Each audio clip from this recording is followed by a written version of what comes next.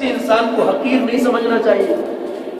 اب اس کی نظر پڑی تھی کہ کبھی کبھی آپ اپنے بچوں کو کھلاتے ہیں، اچھالتے ہیں پیار میں، گھر میں سبھی کرتے ہیں اپنے بچوں کے ساتھ۔ وہ ماں بھی چھت پہ کھڑی ہوئی اپنے بچے کو بار بار کھلاتی ہے، اچھالتی ہے۔ یکایک حسن کے بقال کی نظر اوپر تھی اور اس نے دیکھا کہ وہ بچہ ماں کے ہاتھ سے پھسلا اور چھت سے نیچے گرنے لگا، چھت سے نیچے۔ اسی حالت میں حسن بقال نے ہوا کو حکم دیا، اے ہوا میں حکم دیتا ہوں کہ اس بچے کو ٹھہرا لے۔ سارے بازار نے یہ منظر دیکھا، اتنا زبان سے نکلا تھا کہ بچہ ہوا میں ٹھہر گیا۔ پھر بڑے ہی آرام سے حسن بقال نے بچے کو ہاتھوں پہ لیا، ماں کے سپرد کر دیا۔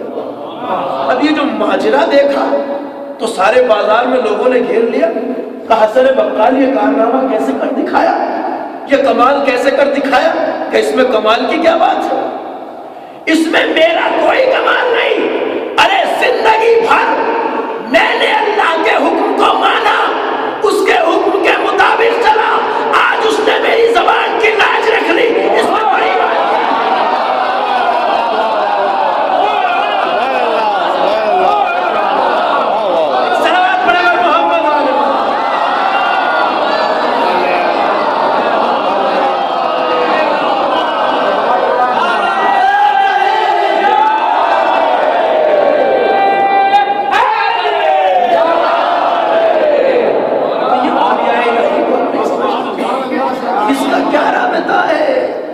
آپ کی بغل میں بیٹھا ہوا انسان کا کیا رابطہ ہے مولا سے، ہم نہیں جانتے۔ نہ جانے ہزارہ گنا زیادہ ہمارے مولا سے وہ قریب ہو ہم سے، ابھی ہم بھی اسی راہ میں، وہ بھی، لیکن ہمیشہ درجات ہوتے ہیں عبادت کے۔ تو کسی بھی انسان کو حقیر نہ سمجھیے، اس لیے کہ لوگوں کے بیچ اللہ کا ولی پوشی، اور یہ وہ تعلیمات ہیں جو ہمارے مذہب کی بنیادی تعلیمات میں سے۔ لہٰذا اللہ اختیار دیتا ہے انسان کو، اور اس نے چاہا ہے کہ انسان اتنی ترقی کرے کہ یہ چھوٹی چھوٹی باتیں تو دور، اس کا اختیار ساری دنیا پہ چلے، اور جو ذوات مقدسہ بندگی الہی کی منزل آخر پہ تھی ان کے کارنامے بھی دنیا نے دیکھے۔ میں ہمیشہ یہ کہتا ہوں، یہ حقیقت ہے کہ اہل بیت اطہار نے جو اختیارات دکھائے وہ ان کا سارا اختیار نہیں تھا، دکھایا اتنا جتنا عقل انسانی برداشت کر سکتا۔ سورج کو پلٹانا کوئی بہت بڑا کام نہیں ہے مولا کے لیے، چاند کا 2 ٹکڑے کر دینا بڑی بات نہیں ہے، کنکریوں کا ہاتھ پہ کلمہ پڑھ لینا بڑی بات نہیں ہے، یہ تو مولا کے غلام بھی کر سکتے ہیں۔ یہ کمال اتنا دکھایا جتنا عقل انسانی برداشت کر سکتا ہے۔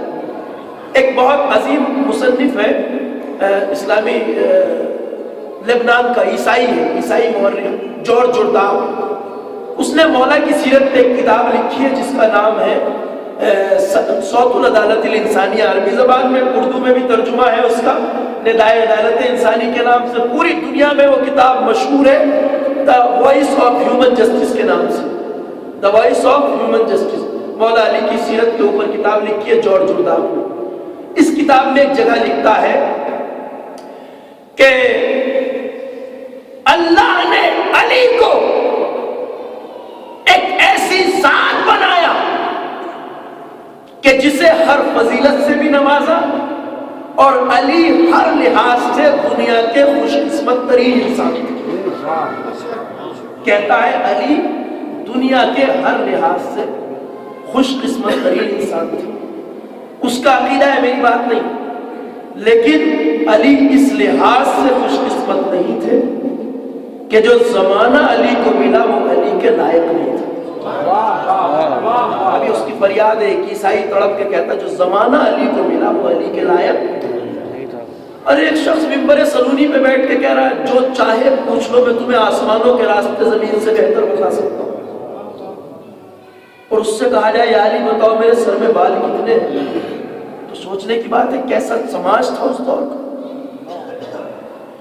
تو جب عقلیں اتنی کامل نہیں تھی، زمانہ اس لائق نہیں تھا کہ ان کی فضیلتوں کو سمجھ سکے، تفصیل کسی اور وقت پیش کروں گا، اس کی وضاحت کروں گا آپ کی خدمت۔ زمانہ اس لائق، اسی لیے جتنا کمال عقل انسانی برداشت کر سکتی تھی اتنا دکھایا، وگرنہ اختیار اس سے کہیں زیادہ ہے۔ وہ مظہر تام ہے اختیار الہی کے، وہ مکمل مظہر ہے قدرت الہی کے، وہ مکمل مظہر ہے علم الہی کے۔ اگر جو علم الہی کو محدود سمجھتا ہے وہ آل محمد کے اختیار کو محدود سمجھے، لیکن جو جانتا ہے کہ اللہ کا اختیار کیسا ہے اسے آل محمد کے اختیار میں بھی شبہ نہیں ہو سکتا۔ انا اقول لک شیء کن فیکون، میں تجھے ایسا دیکھنا چاہتا ہوں جیسے میں کہتا ہوں وہ ہو جائے تو وہ ہو جاتی ہے شے، تو بھی کہے کسی شے کے لیے ہو جائے تو وہ ہو جائے، ایسا دیکھنا چاہتا ہوں۔ مفسرین نے لکھا ہے کہ یہ لفظ کن اس لیے رکھا ہے کہ یہ ہمیں بتایا جا سکے، اس سے کاف نون کن، اس سے چھوٹا کوئی لفظ ہمیں سمجھانے کے لیے نہیں تھا، وگرنہ ان کی شان یہ ہے کہ انہیں کن کہنے کی بھی ضرورت نہیں، ادھر ارادہ کرتے ہیں ادھر شے ہو جاتے ہیں، کمال بندگی ہے۔ لہذا آخر میں آپ کو ایک واقعہ سنا دوں، بات کو منزل تمام کی طرف لے آؤں۔ تاریخ میں لکھا ہے کہ شہزادہ سبز قبا حضرت امام حسن مصطفیٰ علیہ السلام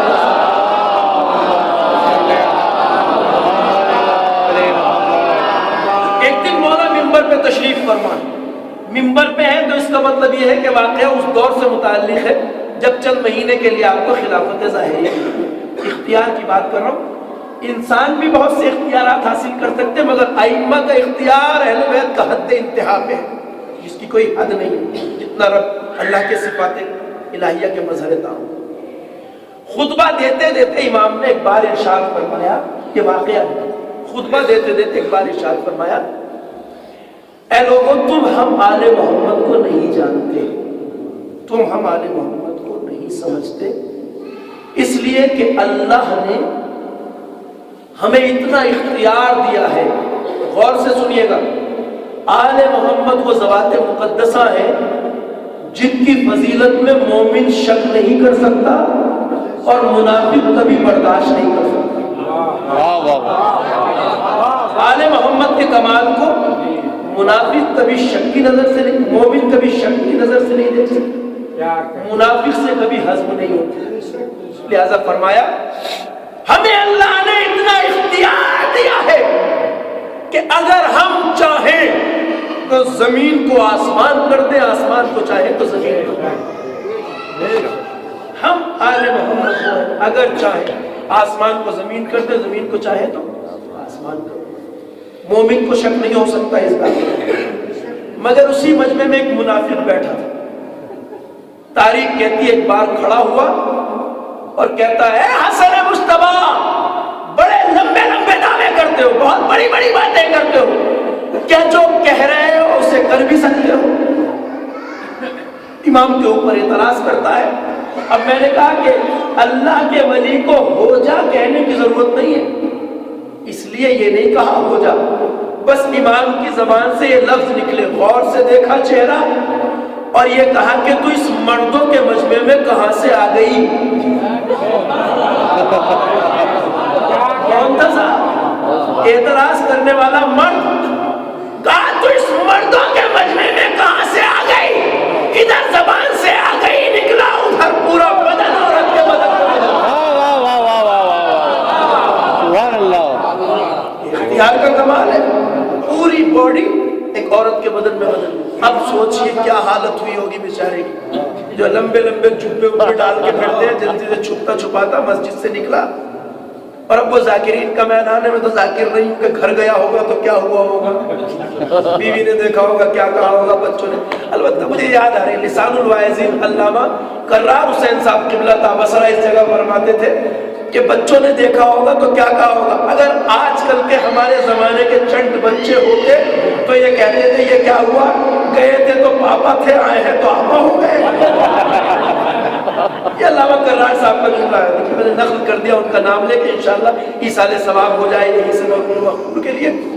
تو اب گھر آیا، بیوی نے کہا یہ کیا حالت، کیا ہوا؟ کہہ رہے کیا ہوتا، بس بات یہ ہے کہ حسن مصطفیٰ مسجد میں خطبہ دے رہے تھے، جب انہوں نے ایک بات کہی تو میں نے اعتراض کیا، اور اب یہ حالت ہے۔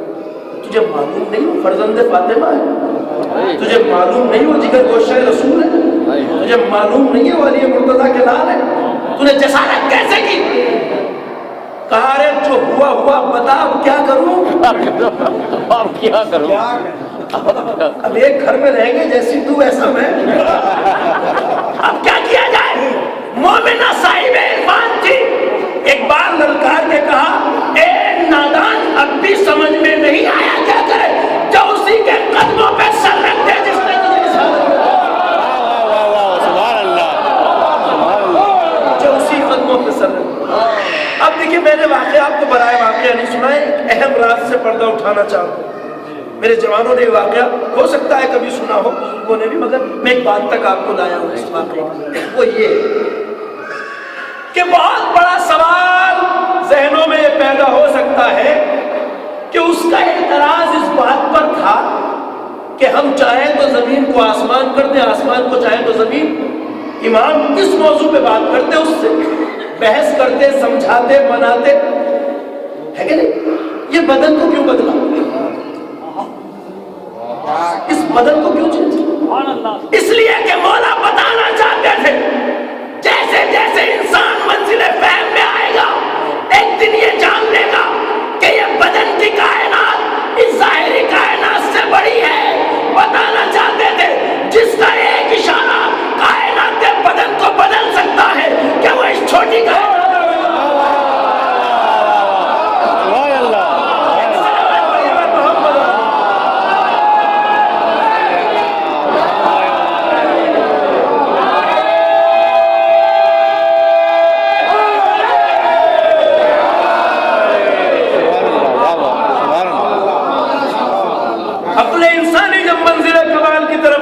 بشریت جب سمجھے گی تو سمجھ لے گی یہ کائنات بدن وہ ہے جو اس چھوٹی کائنات پہ حکومت کر سکتے ہیں۔ لمحوں میں یہ بدن چاہے تو زمین سے ثریا تک جا سکتا ہے۔ تو کہا جس دن انسان نفس انسانی کی عظمت کو سمجھے گا، ہمارے بات کو سمجھے گا، جس کا ایک اشارہ اس بڑی کائنات کو بدل سکتا ہے۔ ہمارا دعویٰ تو ابھی چھوٹی چیز کے لیے تھا، کائنات چھوٹی ہے اس نفس کے مقابلے۔ اب یہ دیکھیں عظمت کا ادراک کرنا ہر کسی کے بس کی بات نہیں ہے آل محمد۔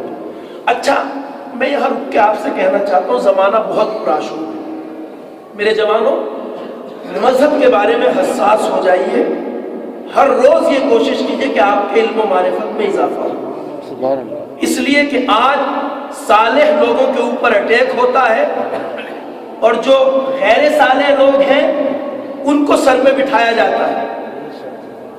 اہل بیت کی صحیح فضیلت پڑھنے والوں کو کہا جاتا ہے یہ فضائل کے دشمن ہے، نعوذ باللہ من ذالک خاتم ہے، اور مولا کے نام پر اوٹ پٹانگ باتیں پڑھنے والوں کی تعریف ہوتی ہے۔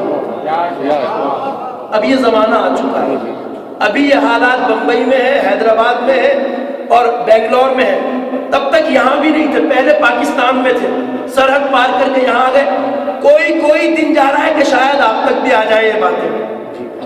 آج اگر آپ کو یہ پتا ہو کہ آج حیدرآباد میں کیا ہو رہا ہے، بمبئی میں، اور وہاں تو آپ کافی افسوس بنے گے کہ شیعیت کا یہ عالم ہو سکتا ہے، اس لیے کہ جو پوچھ باتیں پڑھتے ہیں وہ علماء پہ اٹیک کر رہے ہیں۔ آج مستقل پروپیگنڈا ہے، ممکن ہے کل آپ ایک عجیب سی بات سنیں، اسی لیے جو علماء ذمہ داری کو ادا کر رہے ہیں ان کے لیے منزل بہت کٹھن ہے۔ اگر آپ نے اپنے علم اور معرفت میں اضافہ نہ کیا تو ایسے لوگوں کے بہکائے نہ سکتے۔ مثال پیش کروں، ابھی ایک بہت بڑے خطیب نے پڑھا، لوگ ہم سے کہتے ہیں کہ فضائل نہیں پڑھتے، کہ کس نے کہا فضائل نہیں پڑھتے؟ فضائل یہ ہے کہ ہم کردار کو سنیں اور اپنے کردار میں اتاریں اس کو، یہ نہیں فضیلت سنیں اور یہی اڑا کے چلے جائیں۔ اور کیا اس کو فضیلت کہتے ہیں جو یہ پڑھتے ہیں؟ اب سنیے واقعہ، ابھی حال ہی کا واقعہ، ایک خطیب نے پڑھا اسی ممبر سے، اور مجمع شروع سے آخر تک داد دیتا ہے، جس سماج میں بے شعوری ہوتی ہے وہاں ایسی باتیں ہوتی ہیں۔ کہتا ہے کہ اللہ نے جب آدم کو پیدا کیا تو سارے فرشتوں سے کہا آدم کو سجدہ کرو، تو فسجدوا الا ابلیس، سارے ملائکہ نے سجدہ کر لیا علاوہ کس کے؟ ابلیس کے۔ اکڑ گیا، اللہ نے کہا تو نے سجدہ کیوں نہیں کیا؟ تو اس نے ابلیس نے اللہ کو جواب دیا خلقتنی من نار وخلقتہ من طین، تو نے مجھے تو آگ سے پیدا کیا ہے اور آدم کو، اب آپ مٹی سمجھ رہے ہوں گے، خطیب کہتا ہے آدم کو تو نے طین سے پیدا کیا ہے۔ یہ 3 کا اشارہ آپ جانتے ہیں ہمارے شروع میں کیسا ہے، اور شروع سے لے کے آخر تک داد دی جائے. اسے فضیلت نہیں کہتے، اسے توہین کہتے ہیں مولا. یعنی وہ کہنا چاہتا آدم کو تو نے 3 سے پیدا کیا، اور یہ پڑھا جا رہا ہے، لوگ داد دے رہے ہیں. اگر بے شعوری ہوگی سماج میں، ایسے لوگ اپنے کو کہتے ہیں ہم فضائل پڑھتے ہیں. فضائل نہیں ہے، توہین ہے انبیاء الہی کے. کس کو کہہ رہا ہے؟ کم از کم اتنا ہی شعور استعمال کر لیں. وہ 3 توئے سے خلقتہ من طین، توئے یہ نون 3 کہتے ہیں مٹی کو عربی زبان میں. اس نے اس مٹی کو کہاں لے جا کے گھڑایا، اور خلقت کس کی بتا رہا ہے؟ حضرت آدم کی، جو اللہ کے معصوم نبی ہیں، ابو البشر ہیں. اور پھر ایسے علماء پہ اٹیک کرتے ہیں یہ کہ جو فضائل کو پڑھتے ہیں سنبھل کر، چونکہ آل محمد کے فضائل پڑھنا ہر کس و ناکس کے بس کی بات ہے. سبحان اللہ، واہ واہ. اس کے لیے شعور بھی چاہیے، معرفت بھی چاہیے. لہذا عزیز و ہوشیار رہیے. تو مولا فرما رہے تھے ہم چاہیں تو زمین کو آسمان کر دیں، آسمان کو چاہیں تو زمین. ان کے فضائل کو سمجھنا آسان نہیں ہے، ہر کسی کے بس کی بات نہیں ہے آل محمد کو سمجھنا. یقیناً جارج جرداق نے اپنی جگہ صحیح کہا کہ وہ زمانہ اس لائق نہیں تھا کہ ان کی عظمت کو سمجھ سکے. اب اس دور قسم خدا کی واقعہ اگر سمجھ پاتے تو کیا مولا علی پہ اتنا ظلم ہوتا جتنا ہوا؟ اگر زمانے کو پتا ہوتا علی کس ذات کا نام ہے تو کیا گردن میں رسی کا بندہ ڈالا جاتا؟ کیا حالت سجدہ میں سر پہ ضربت لگتی؟ اگر زمانے کو پتا ہوتا فاطمہ کس ذات کا نام ہے تو کیا جلتا ہوا دروازہ زہرا کے شکم پہ گرایا جاتا؟ اگر پتا ہوتا حسن کس ذات کا نام ہے تو جگر کے 72 ٹکڑے کشت میں نہ گرتے. اگر پتا ہوتا حسین کس ذات کا نام تو کربلا میں یوں تڑپا تڑپا کے قتل نہ کیا. حسین کا لاشا 3 دن تک لے کے گھر پہ نہ رہتا. اگر پتا ہوتا زینب کس ذات کا نام ہے تو اس طرح سرنگ کے شام و کوفہ کے بازاروں میں. اگر پتا ہوتا حسین کی سکینہ کا کیا مرتبہ ہے تو اس طرح تماچے نہ لگائے جاتے. ہزاروں میں آج شہزادی سکینہ کے مسائل پڑھنا چاہتا ہوں. وہ بچی جو کربلا سے لے کر زندان شام تک ہر قدم پہ تماچے کھاتی رہی، بڑا یاد آتا تھا سکینہ کو مدینہ. تاریخ کہتی ہے کہ جب کربلا میں حسین رخصت آخر کے لیے آئے خیمے کے دروازے پر تو ساری بیویوں سے الوداع کہا، اور جب گھوڑے پہ سوار ہو گئے، آپ نے سنا ہے جب گھوڑے پہ سوار ہو گئے تو مولا نے زلجنا کو آگے بڑھنے دیا. زلجنا آگے نہیں بڑھا. جب زلجنا آگے نہیں بڑھا تو حسین نے ایک فکرہ کہا، اے میرے زلجنا تجھ پہ یہ میری آخری سواری ہے، بس آج مجھے منزل تک پہنچا دے. تو زلجنا کی آنکھوں سے آنسو ٹپکنے لگے، قطرے جب زمین پہ گرنے لگے. حسین نے قدموں کی طرف دیکھا تو کیا دیکھا؟ ننھی سکینہ بابا کے گھوڑے پہ بیٹھی. اے بابا کی زلجنا میرے بابا. حسین اترے، اپنی بچے کو اٹھایا، سینے سے لگایا، کہا لاڈلی سکینہ آپ نے تو خیمے میں ہمیں رخصت کر دیا تھا، اب زلجنا کے قدموں سے کیوں لکھتی ہو؟ کہا بابا کیا کروں، صبح سے جو گیا ہے واپس نہیں آیا. صبح سے جو گیا واپس نہیں آیا. کہا بیٹا آپ نے رخصت کر دیا تھا ہمیں. کہا بابا اچھا اگر جا رہے ہو تو جاؤ. شیخ عباس قمی نے لکھا ہے شہزادی سکینہ کی یہ فریاد سنیے. کیا کہا بابا جا رہے ہو تو جائیے، اب سکینہ آپ کو نہیں روکے. لیکن بابا جانے سے پہلے ایک کام کریے. کیا کہا؟ بابا رکنا الى حرم جدنا. اے بابا جانے سے پہلے ہمیں نانا کے مدینے پہنچا دے. کتنی تمنا تھی مدینے جانے کی. کربلا میں جب سے آئی تھی مدینے میں تھی تو کبھی چچا عباس کی باہیں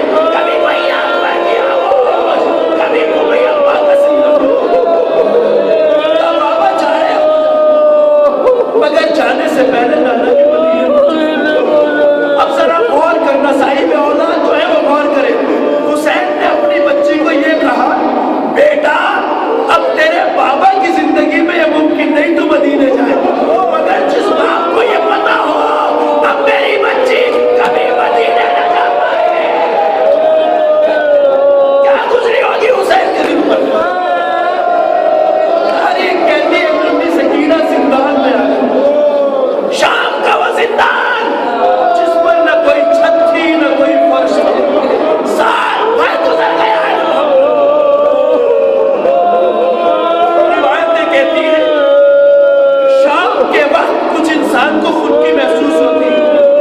جب دھوپ ڈھل جاتی ہے تو ذرا سکون ہوتا ہے. اگر گرمی کا موسم ہو, روایت کہتی ہے جب شام ہو جاتی تھی تو سکینہ ننھے ننھے قدموں سے چل کے اپنی پھوپھی زینب کی آغوش میں بیٹھ جاتی. زینب سکینہ کو لٹا لیتی تھی, بالوں میں ہاتھ پھیرتی تھی تو سکینہ کی نظر آسمان کی طرف جاتی تھی. اڑتے ہوئے پرندوں کو دیکھتی تھی, کہتی تھی پھوپھی اماں یہ پرندے کہاں جا رہے ہیں, یہ پرندے کہاں جا رہے ہیں. تو زینب طرف کے کہتی تھی لاڈلی سکینہ شام ہو گئی, یہ پرندے اپنے گھروں کو جا رہے ہیں. یہ سن کے سکینہ بیٹھ جاتی تھی. ننھی بچے پھوپھی کا منہ دیکھ کے کہتی تھی اے پھوپھی اماں شام ہو گئی, پرندے اپنے گھروں کو جا رہے ہیں, پھوپھی وہ شام کب آئے گی جب ہمیں بھی مدینے جانا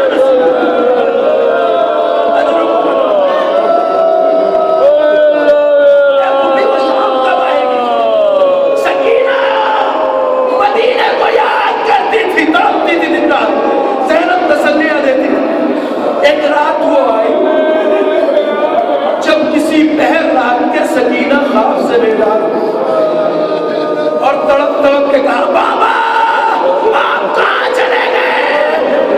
سیدانیاں جمع ہو گئی, سکینہ کے گرد حلقہ ڈال دیا. زینب نے کہا بیٹا سکینہ کیوں رو رہی ہو, ابھی ابا میرے بابا کا کہا بیٹی بابا کو یاد کرے. کہا ابھی تو بابا آئے تھے, مجھے سینے سے لگا کے کہہ رہے تھے سکینہ اب تو میرے پاس رہو گی. بیویاں سمجھ گئی ایک بات کو آرام پتا ہوا. یزید کی آنکھ کھلی, کہا زندان میں گریا کیسا ہے. کسی نے کہا حسین کی 6 سال کی بچی سکینہ اپنے بابا کو یاد کر کے رو رہی ہے. حسین کی یتیمہ, کہا جاؤ اس کے بابا کا سر اسے. روایتیں کہتی ہیں زندان میں جب حسین کا ٹھنڈا ہوا سر ہے وہ سکینہ کے سامنے رکھ دیا گیا. کہا یہ کیا ہے. جب اس خان کے اوپر سے کپڑا ہٹایا گیا تو سکینہ نے بابا کا